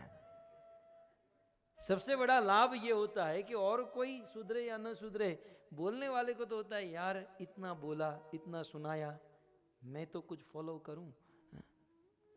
हमारे देश में एक कहावत है, 3 ठग थे। आपको फिर वो फिल्म याद नहीं आ रहा है ना? 3 ठग थे, तीनों ने सोचा कि चोरी करनी है। क्या करे चोरी? एक ब्राह्मण अपने कंधे पर बकरी का बच्चा लेकर जा रहे थे। बोले, तीनों ठगों ने प्लान किया कि इसको चुरा लेते हैं। तीनों ठग आधे आधे किलोमीटर के डिस्टेंस पर खड़े रह गए। ब्राह्मण बकरी का बच्चा लेकर जा रहा था, पहला ठग मिला। ब्राह्मण देवता, ये कुत्ते को लेकर कहां जा रहे हो? थी बकरी, लेकिन वो पहला बोला कुत्ते को। ब्राह्मण ने कहा कुत्ता कहां, ये तो बकरी है। फिर भी ब्राह्मण ने देखा, थोड़ा सा प्रभाव हुआ, लेकिन है तो बकरी। आधे किलोमीटर चलने के बाद दूसरा ठग खड़ा था। दूसरे ने कहा कि ब्राह्मण वैसे तो आप पवित्र हो, लेकिन कुत्ते को कंधे पर लेकर कहां जा रहे हो? ब्राह्मण ने सोचा वो भी कुत्ता कह रहा था, ये भी कुत्ता कह रहा है। पहले तो उसने नीचे उतार दिया, हो सकता है कुत्ता हो, लेकिन दिखाई दे रही बकरी। तो नीचे उतार कर ब्राह्मण चलने लगा। तीसरा ठग रास्ते में खड़ा था। ब्राह्मण देवता, शम दम तप शौच शांति ऊर्ज एवच, इतने पवित्र ब्राह्मण कुत्ते को लेकर कहां घूम रहे हो? अब ब्राह्मण सोचा वो भी कुत्ता, वो भी कुत्ता, ये भी कुत्ता कह रहे, निश्चित ये कुत्ता ही है। ब्राह्मण ने उस बकरी को छोड़ दिया, नदी में स्नान करके आगे चला गया, और ये तीनों ठग उस बकरी को लेकर चले गए। कहने का अर्थ यह है कि एक ही बात बार बार जब आप सुनते हो तो उस बात का चित्त के ऊपर गहरा असर हो जाता है। तो महाराज परीक्षित अपने लिए नहीं, संसार के जीवों के लिए हैं, खास करके जो पाप करते हैं उनके प्रति करुणा उत्पन्न हुई। और परीक्षित ने पूछ दिया, नहीं तो उसे टाइम पास करने की क्या जरूरत थी? परीक्षित नहीं पूछते तो दशम स्कंद तीसरे दिन आ जाता। दशम स्कंद टारगेट था ना कि हमको कृष्ण लीला सुनना है, लेकिन परीक्षित ने हमारे लिए पूछा, क्योंकि साधु का हृदय जो होता है ना, बड़ा कोमल होता है, बड़ा कोमल। रामायण में गोस्वामी जी ने कहा, संत हृदय नवा नीत समाना, संत हृदय नवनीत समाना, कहा कवि पर कहीं न जाना, कहाँ कवि पर कहीं न जाना। गोस्वामी जी कहते हैं संत हृदय नवनीत समाना। साधुओं का हृदय कैसा होता है? माखन जैसा कोमल। गाय के दूध से बना हुआ जो ताजा माखन होता है, और वो ताजा माखन कितना कोमल होता है। अब आप विदेशों में रहने वाले बटर के अलावा कुछ देखा नहीं, माखन क्या समझोगे हैं? लेकिन जो गांव में रहते हैं वो जानते हैं कि वो गाय के दूध से दही और दही से जो माखन बनता है कितना कोमल होता है। संतों का हृदय उस माखन जितना कोमल सॉफ्ट होता है। लेकिन गोस्वामी जी कहते हैं कवियों ने संतों के हृदय को माखन कहा, लेकिन कहने को नहीं आया संत का हृदय माखन जैसा नहीं, माखन से भी ज्यादा कोमल होता है। क्योंकि माखन को नीचे आग लगती है तब पिघलता है, ठीक है। स्वयं माखन को जब आंच लगती है तब वो पिघलता है। लेकिन संत साधु दूसरों के दुख को देखकर उनका हृदय पिघल जाता है। वो तो पर दुखे दुखी होता है, संत साधु दूसरों के दुख से दुखी। हमारे भारतवर्ष को जिसने ब्रिटिशर्स के हाथों से आजादी दिलवाई, ऐसे महात्मा गांधी पार्लियामेंट में जैसे ही वो मीटिंग शुरू होती थी एक भजन गाते थे। गांधी जी का राधा माधव था, ये गुजराती भजन था। वैष्णव जन तो तेने कहिए, जे पीड़ पर आई जाने। गांधी जी का ये भजन हुआ करता पार्लियामेंट में कि वैष्णव वो है, वैष्णव उसे कहते हैं जो दूसरों के दुख को समझता है। वैष्णव की परिभाषा, वैष्णव की डेफिनेशन, जो दूसरों के दुख को समझे, जो दूसरों के प्रॉब्लम को समझे और उसे दूर करने का अपना पूरा प्रयास करे, ये है वैष्णव। और महाराज परीक्षित का वैष्णव स्वभाव है, इसलिए महाराज परीक्षित तो वैकुंठ कंफर्म था। लेकिन हम जैसे मनुष्यों के लिए सुखदेव से कहते हैं, सुखदेव पापी जीवों को नरक में जाने से बचाने के लिए क्या करना चाहिए? और प्रश्न पूछते हुए महाराज परीक्षित सुखदेव गोस्वामी को संबोधन देते हैं, अधुना इह महाभाग। हे सुखदेव गोस्वामी आप कैसे हो? तो कहते हैं महाभाग। श्रील प्रभुपाद ट्रांसलेट करते हैं वेरी फॉर्चुनेट पर्सन। महाराज परीक्षित सुखदेव गोस्वामी को महाभाग कहते हैं। महाभाग का अर्थ है महाभाग्यशाली, वेरी वेरी फॉर्चुनेट, महाभाग्यशाली। अब आप समझिए, परीक्षित महाराज सुखदेव गोस्वामी को भाग्यशाली कह रहे हैं, ठीक है, फॉर्चुनेट कह रहे हैं। इस दुनिया में जब 2-5 माताएं बैठती हैं, 2-5 प्रभु जी बैठते हैं, ऐसे ही गप्पे मारते हैं, चर्चा करते हैं, यार हमारे वहां भाग्यशाली कौन है? तो बस यही सोचते, जिसके पास पैसे बहुत है वो भाग्यशाली है, जिसके पास बड़ा घर है, बड़ा हाउस है, अच्छी कार मोटर गाड़ी है, वो भाग्यशाली है। या फिर जो दिखने में सुंदर है वो भाग्यशाली है। हमारे वहां तो बस यही डेफिनेशन है ना कि फॉर्चुनेट कौन है, कि जिसके पास गाड़ी बंगले पैसे रुपये पैसे हैं। लेकिन महाराज परीक्षित चक्रवर्ती सम्राट राजा सुखदेव गोस्वामी को फॉर्चुनेट, वेरी वेरी फॉर्चुनेट कह रहे हैं। क्यों? क्या सुखदेव गोस्वामी के पास बहुत पैसे हैं? पैसा छोड़ो, हम तो पैसे जेब में रखते हैं ना। सुखदेव गोस्वामी के पास जेब ही नहीं थी, क्योंकि वो कपड़े ही नहीं पहनते थे, दिगंबर अवस्था को धारण करके रहते थे, वस्त्र ही नहीं थे। क्या सुखदेव गोस्वामी के पास बहुत बड़ा बंगला था, बहुत बड़ा हाउस था? नहीं। सगोदोहन काल मात्र न गृहेषु गृह मेदि नाम, एक स्थान पर टिकते ही नहीं थे। क्या सुखदेव गोस्वामी के पास बहुत सुंदर फेरारी कार थी, BMW मर्सिडीज थी? नहीं। फिर भी परीक्षित महाराज सुखदेव गोस्वामी को वेरी फॉर्चुनेट, महाभाग्यशाली क्यों कह रहे हैं? इस दुनिया में जिसके पास धन हो जाए, गाड़ी बंगले हो जाए, रूप सुंदरता हो जाए, पति पत्नी बच्चे मिल जाए, ये फॉर्चुनेट नहीं है, ये भाग्यशाली नहीं है। महाभाग्यशाली वो है जिसके पास भगवान कृष्ण की भक्ति प्राप्त हो जाए। फॉर्चुनेट कौन है, भाग्यशाली कौन है? जिसे भक्ति मिली हुई है। और याद करूं दशरथ मेघ घाट, श्री चैतन्य महाप्रभु रूप गोस्वामी को कहते हैं, ब्रह्मांड भ्रमिते कौन भाग्यवान जी। भाग्य की बात है, फॉर्चुनेट। ब्रह्मांड भ्रमिते कौन भाग्यवान जीव, गुरु कृष्ण प्रसादे पाई भक्ति लता बीज। चैतन्य महाप्रभु कहते हैं कि हे रूप, इस ब्रह्मांड भ्रमिते भ्रमिते ब्रह्मांड में भ्रमण करते करते करते फॉर्चुनेट, वेरी वेरी फॉर्चुनेट, महाभाग्यशाली कौन है? जिसे गुरु और कृष्ण की कृपा से भक्ति प्राप्त हो चुकी है। भजन करने वाला, भक्ति करने वाला सबसे अधिक भाग्यशाली होता है। क्यों?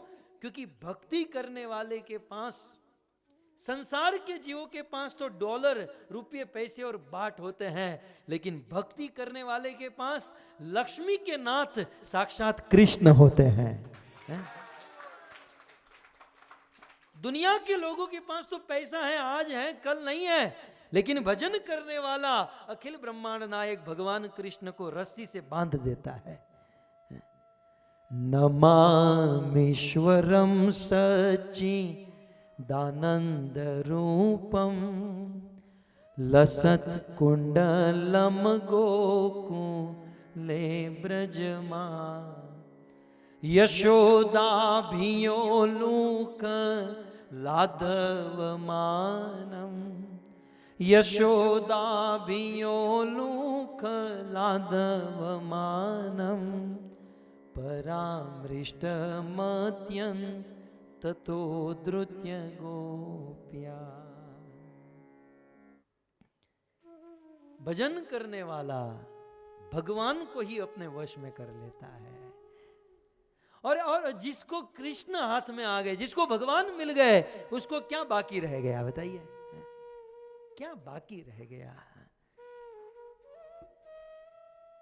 और भक्ति करने से क्या क्या मिलता है, दूर कहां जाओगे? आप मुझे पूछो ना, लाल गोविंद दास को पूछो। ये तो वेद शास्त्र सतयुग त्रेता में कहां जाना है, प्रैक्टिकल मुझे ही पूछो। मैं लाल गोविंद दास मुंबई में एक छोटे से एरिया में रहने वाला लड़का, डायमंड का काम करते, दिन भर उस कोने में ऑफिस में बैठे रहते, डायमंड बेचते। लेकिन शिल प्रभुपाद की कृपा क्या हो गई, भागवत गाने लगे, और इस भागवत के प्रताप से, भागवत के प्रभाव से आज दुनिया का एक भी देश ऐसा नहीं है जहां पर हम गए नहीं है? भागवत क्या नहीं दिया, ये भक्ति क्या नहीं देती है? लोगों को खाने के वांदे हैं, जब से आया हूं धर्मराज प्रभु, ये खाओगे, ये खाओगे, ये खाओगे, ये खाओगे, ये लोग भूखे मरते हैं, और हम भक्त लोग खा खा के मर रहे हैं, खा खा के मर रहे हैं। अब सुबह खिचड़ी थी, आज क्या था? आज सुबह उपमा खा के बैठे, तब तक तो अभी तड़का लगना शुरू हो गया चकाचक है, अभी खाएंगे फिर शाम को खाएंगे। भजन में क्या सुख है, क्या आनंद है। मैंने एक दिन निवेदन किया था, मैं आपको भी कह दूं कि इस्कॉन में, शिल प्रभुपाद की संस्था में दीक्षा, शिक्षा, भजन और प्रचार करने में जो आनंद मुझे आ रहा है, आपकी मुझे पता नहीं, लेकिन जो आनंद मुझे आ रहा है वो ब्रह्मा के बाप को भी नहीं आता होगा।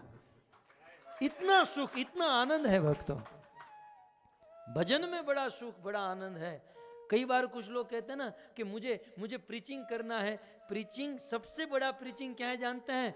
खुश रहो, प्रसन्न रहो।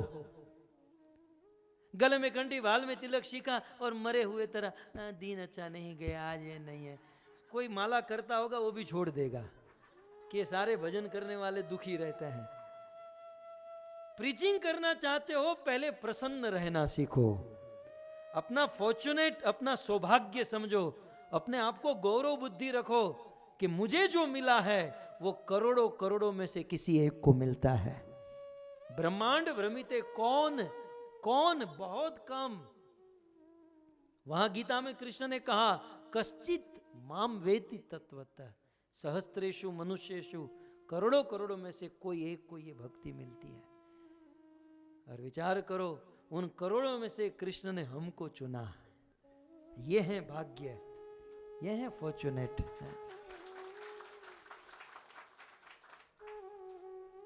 ये है भाग्य।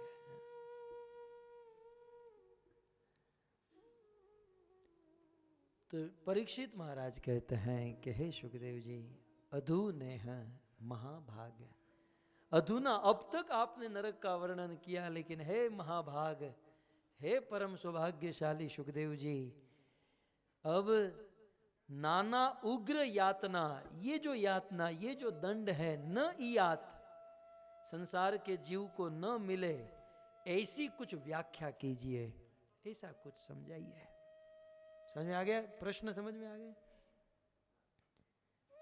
तब सुखदेव गोस्वामी कहते हैं, परीक्षित, तुम्हारा तो वैकुंठ कंफर्म है, लेकिन संसार के पापी जीव, खास करके फटाया वाले, फतिया वाले,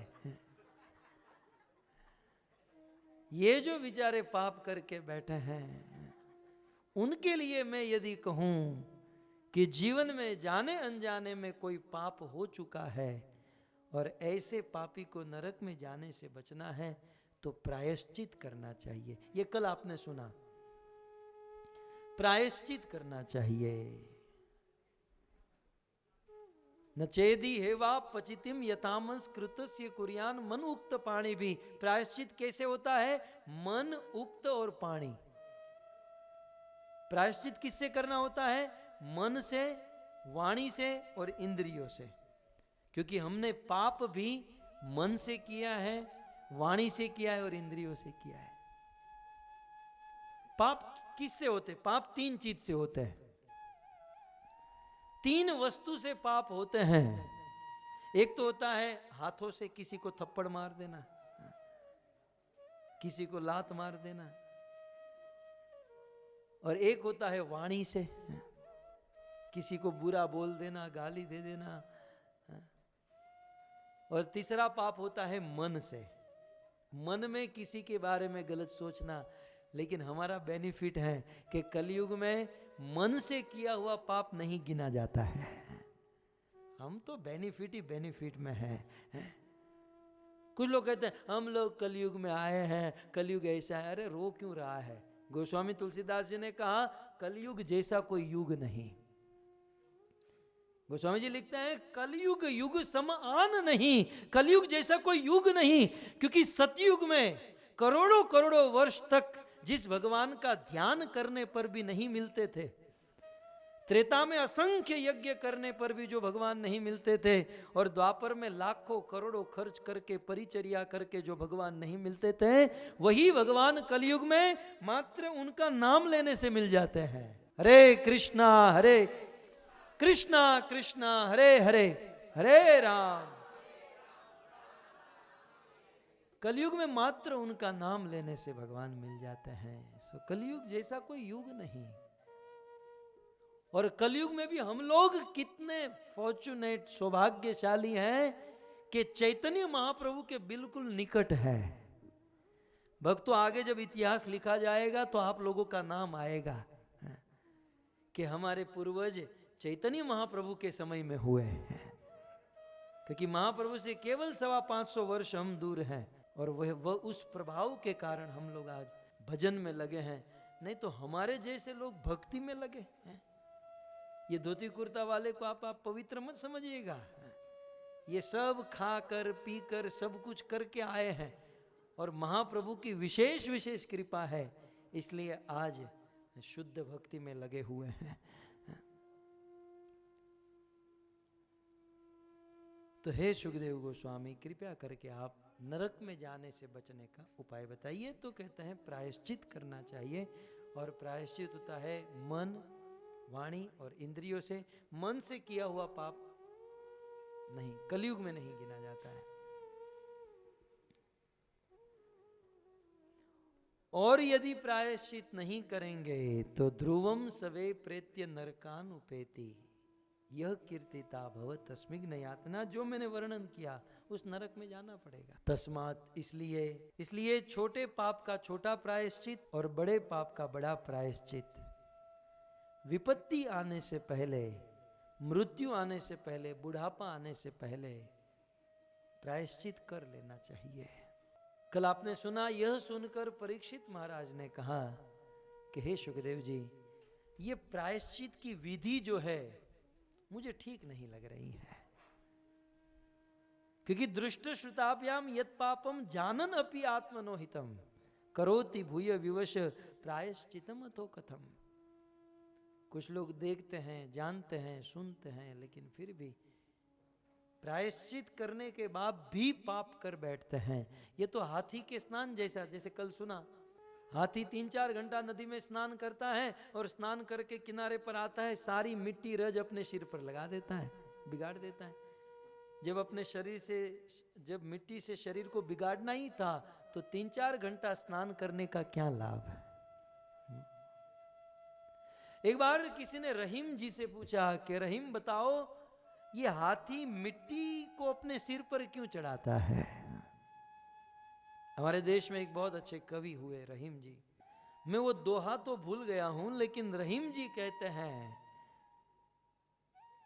कि वो हाथी खोज रहा है, दुनिया के जितने भी हाथी ना खोज रहे हैं कि जिस मिट्टी भगवान रामचंद्र के चरणों में लगी थी, राम के चरणों में लगी हुई मिट्टी उस पत्थर के ऊपर पड़ी तो पत्थर अहल्या नारी बन गई। तो हाथी उस मिट्टी को खोज रहा है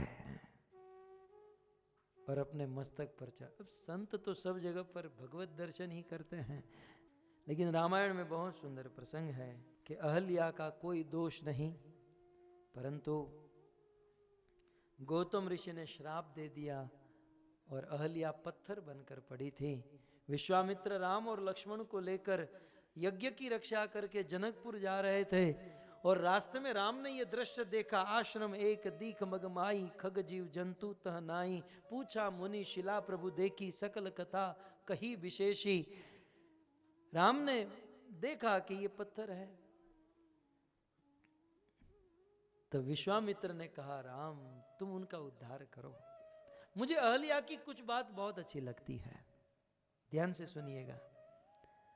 अहल्या से पाप नहीं हुआ था, लेकिन फिर भी अहल्या पत्थर बनी, लेकिन पत्थर बनकर अपने घर के दरवाजे के पास बैठी, है ना, मतलब द्वार आंगन में बैठी।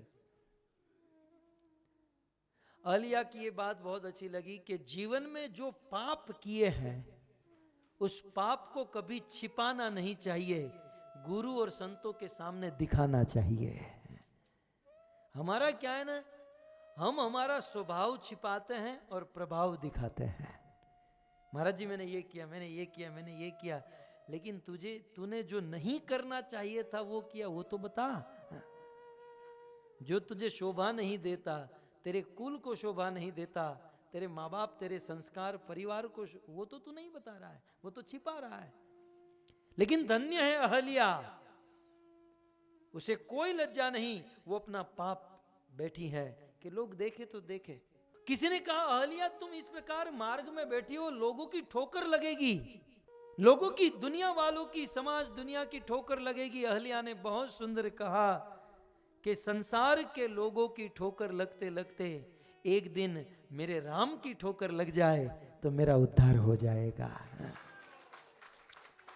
और एक बात समझ लीजिए, राम की ठोकर जिसको लगनी है उसे दुनिया की ठोकर तो लगेगी। आपको मेंटली प्रिपेयर कर रहा हूं। ईश्वर का भजन करना है तो ठोकर, दुनिया वाले ठोकर तो मारेंगे। अब तो ये भगत बन गए हैं, अब तो ये हमको फोन भी नहीं करते, अब तो हमारे सामने देखते भी नहीं है, हो गए बड़े भगत संसार के, समाज के, बड़ी निंदा करेंगे, दुनिया के लोग ठोकर मारेंगे, लेकिन एक दिन कृष्ण की ठोकर लगेगी, सब कुछ ठीक हो जाएगा।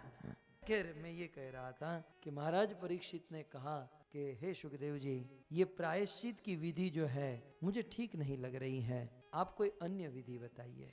सुखदेव गोस्वामी कहते हैं, परीक्षित तुमने बिल्कुल सही समझा। परीक्षित मैं तुम्हारी परीक्षा ले रहा था कि तुम ध्यान से सुन रहे हो कि नहीं। और वास्तव में गुरु जो होते हैं शिष्य की जिज्ञासा को देखकर प्रवचन करते हैं। शिष्य की जिज्ञासा ठीक नहीं तो छोटी मोटी वस्तु देकर फुसला देते हैं और काम खत्म करते हैं, लेकिन शिष्य यदि जिज्ञासु है तो गुरु सबसे ऊंची वस्तु प्रदान करते हैं। आज परीक्षित जिज्ञासा दिखाई दी, सुखदेव जी ऊंची वस्तु देने जा रहे हैं।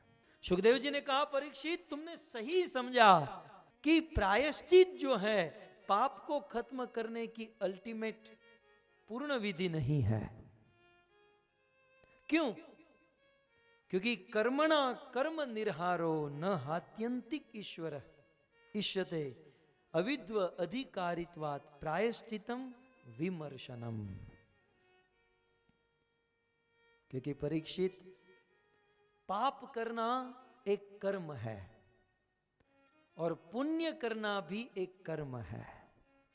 ठीक है, प्रायश्चित या पुण्य, पाप करना एक कर्म है, पुण्य करना भी एक कर्म है, और कर्म से कर्म को कभी काटा नहीं जा सकता। कर्म से कर्म को तोड़ा नहीं जा सकता, जैसे मल से मल को धोया नहीं जा सकता, शराब से नशे को उतारा नहीं जा सकता, वैसे पाप से पाप को काटा नहीं जा सकता, पाप से पुण्य से पाप को काटा नहीं जा सकता। मैंने अभी अभी कहा था कि कभी कभी कुछ लोग पाप करते हैं और उस पाप को काटने के लिए पुण्य करते हैं और समझते हैं कि हमने पुण्य कर लिए तो हमारे सारे पाप कट गए। ऐसा नहीं है। सुखदेव जी कहते हैं, कर्मणा कर्म निर्हारो, कर्म से कर्म नहीं काट सकते।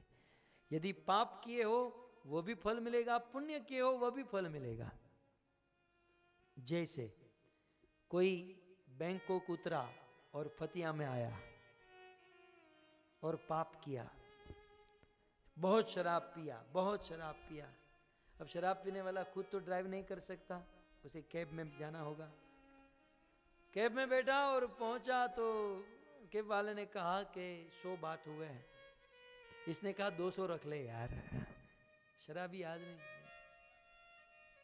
थोड़ा पुण्य कर दिया, बोले 200 रख ले, टिप ले ले। अब वो शराब पिया है, उसके पाप स्वरूप उसे मान लो कुत्ता बनना पड़ेगा, लेकिन क्योंकि पुण्य भी किया है तो कुत्ता तो बनेगा, लेकिन अमेरिका का कुत्ता बनेगा। कुत्ता तो बनेगा लेकिन किसी धनी आदमी के घर का कुत्ता बनेगा, क्योंकि कर्म से कर्म को काट नहीं सकते हैं। इसलिए परीक्षित, वास्तविक प्रायश्चित जो है विमर्शनम, वास्तविक प्रायश्चित जो है वो ज्ञान है।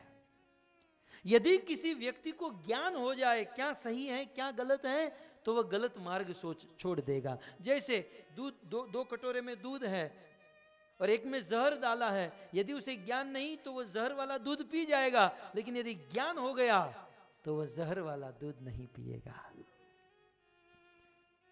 तो पहले कर्म मार्ग बताया, अब ज्ञान मार्ग में जा रहे हैं। कर्म मार्ग से ऊंचा है ज्ञान मार्ग। कहते हैं यदि ज्ञान हो जाए तो व्यक्ति पाप से मुक्त हो सकता है, यदि ज्ञान हो जाए तो पापों से वो बच सकता है। नाशनतः पथ्यमेवान्नम व्याधयो अभिभवन्ति ही एवं नियम कृतराजन शनै क्षेमाय कल्पते। बहुत सुंदर कहते हैं कि ज्ञान होना जरूरी है। जैसे यहां पर उजाला है, ठीक है, अब अचानक अंधकार हो जाए, खुली जगह है, बहुत बड़ा सांप आ जाए, इतना मोटा सांप आ जाए, फिर यहां पर त्रिनादपि सुनिचेन रहेगा? यहां पर केवल एक ही शब्द होगा, भागो भागो भागो। फिर कौन सीनियर सिटीजन, कौन बच्चे कौन जवान कुछ नहीं, पहले हम भागेंगे, पहले हम निकलेंगे, है ना। कोई गिरेगा, किसी को लगेगी, किसी को चोट आएगी, खून निकलेगा, लेकिन अचानक लाइट आ जाए, पता चले अरे रे ये तो सांप नहीं, ये तो रस्सी है, सब लोग शांत आकर बैठ जाएंगे। ये जो कुछ समय के लिए अशांति हो गई उसका कारण अंधकार, और हमारे शास्त्रों में अंधकार को अज्ञान कहा। आपके हमारे जीवन में जो उथल पाथल हो रही है, भागदौड़ हो रही है, इस भागदौड़ का एक ही कारण है अंधकार, अज्ञान। उस अंधकार के कारण, अज्ञान के कारण हम रस्सी को सांप समझ बैठते हैं और दौड़ते रहते हैं।